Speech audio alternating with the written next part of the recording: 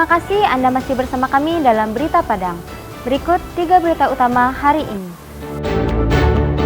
Tawuran kembali marak di Padang, 6 remaja ditangkap.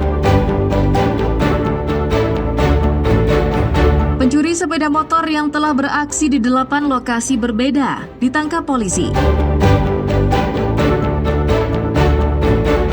Polisi razia tambang emas ilegal di aliran Sungai Batang Sibinail, Polongan 2, Pasaman.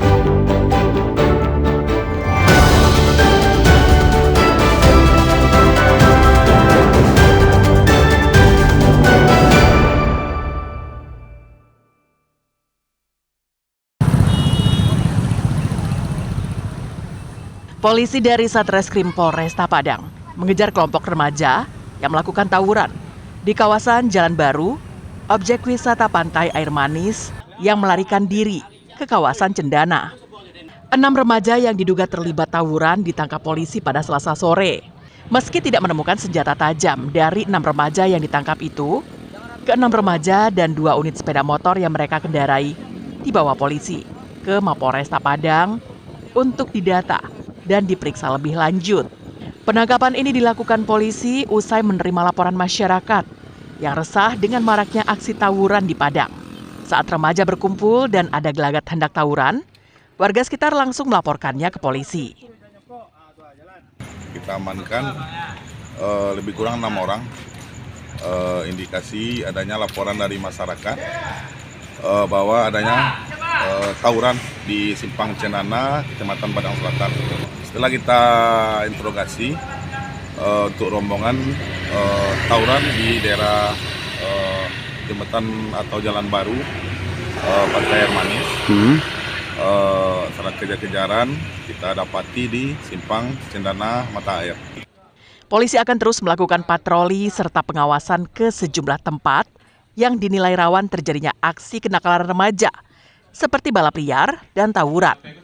Apa yang dilakukan warga dengan cara menginformasikan ke polisi tentang adanya remaja yang berkumpul dan gelagat untuk tawuran patut diapresiasi.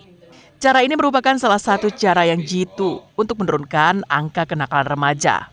Alfi melaporkan dari Padang.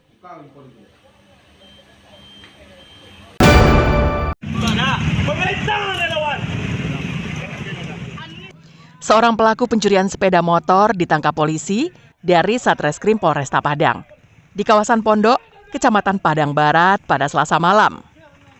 Saat hendak ditangkap, pelaku bernama Herman yang merupakan warga dari luar kota Padang ini sempat melawan dan berusaha melarikan diri. Namun upayanya sia-sia karena polisi berhasil membekuknya. Untuk proses lebih lanjut, pelaku dibawa ke Mapolresta Padang dengan barang bukti 1 unit sepeda motor hasil curiannya. Dari hasil pemeriksaan sementara terungkap, jika Herman telah mencuri sepeda motor sebanyak 8 kali di lokasi berbeda di wilayah hukum Polresta Padang. Seluruh sepeda motor curiannya itu dijual ke kampung halamannya. Menurut keterangannya, pelaku beraksi bersama seorang teman yang identitasnya telah dikantongi polisi dan masuk daftar pencarian orang. Setelah kita amankan 1 orang yang diduga pelaku pencurian kendaraan bermotor. Untuk modus pelaku,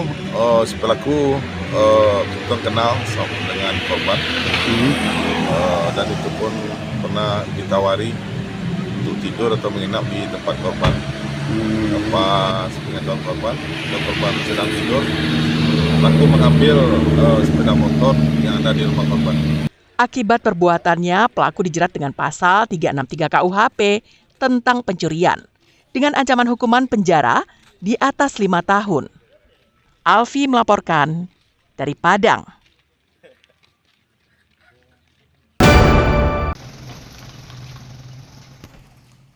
Menindaklanjuti laporan masyarakat, anggota Satreskrim Polres Pasaman dan Polsek Rao kembali melakukan penertiban lokasi tambang emas ilegal di aliran Sungai Batang Sibinail, Polongan 2, Kecamatan Rao, Pasaman. Saat sampai di lokasi, petugas tidak menemukan penambang emas ilegal.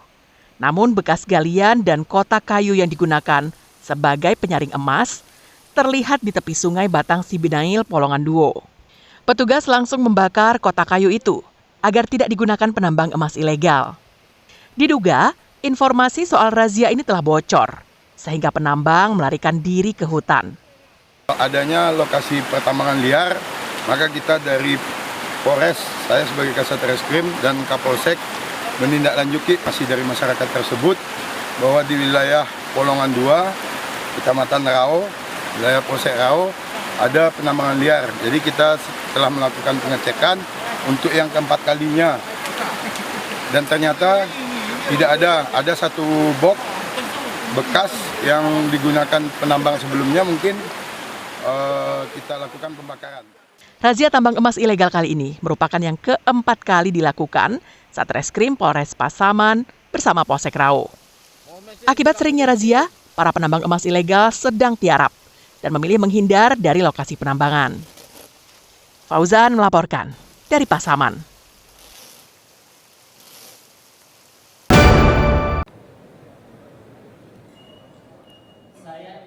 DPRD Sumatera Barat menggelar rapat paripurna istimewa memperingati hari ulang tahun ke-80 Sumatera Barat tanggal 1 Oktober di Padang. Mayoritas pejabat yang hadir mengenakan busana daerah untuk menyemarakkan suasana.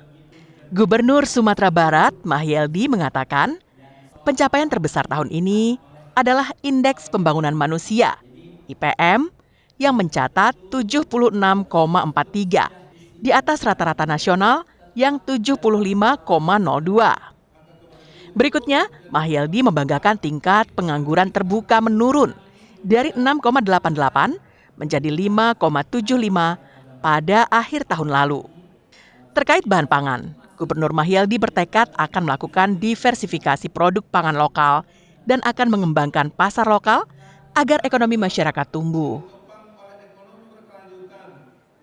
Kita akan dorong diversifikasi produk pangan lokal bernilai tambah. Kita akan kembangkan pasar lokal dan digitalisasi distribusi. Kita juga akan mengurangi laju konversi lahan serta kita perkuat sistem logistik dan hilirisasi sektor pertanian. Bupati Kepulauan Mentawai yang hadir pada kegiatan tersebut mengatakan, perhatian pemerintah provinsi terhadap Kepulauan Mentawai cukup tinggi, baik bidang prasarana maupun teknologi. Perhatian Provinsi Sumatera Barat ke Mentawai sangat khusus saya lihat, dan beberapa kue pembangunan itu dikhususkan untuk dibawa ke Mentawai. Beberapa waktu lalu juga Pak Gubernur menyampaikan bahwa pembangunan jalan di pantai barat Cipora itu diambil alih oleh Sumatera Barat. Nah, lalu kemudian beberapa pembangunan yang lain, pertanian, kesehatan, listrik, dan internet itu saat ini sudah menjadi PR provinsi. Namun menurut warga Padang, pembangunan di Sumatera Barat masih jauh tertinggal dibanding provinsi tetangga. Dia meminta gubernur untuk aktif menarik investor ke Sumatera Barat.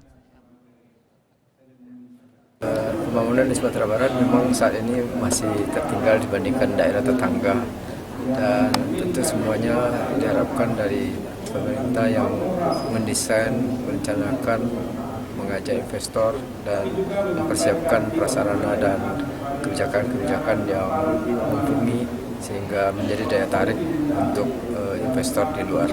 Ulang tahun ke-80 Sumatera Barat diakhiri dengan pemotongan kue tumpeng oleh Ketua DPRD Sumbar dan dibagikan kepada para pejabat yang hadir. Juhardio Anse melaporkan dari Padang.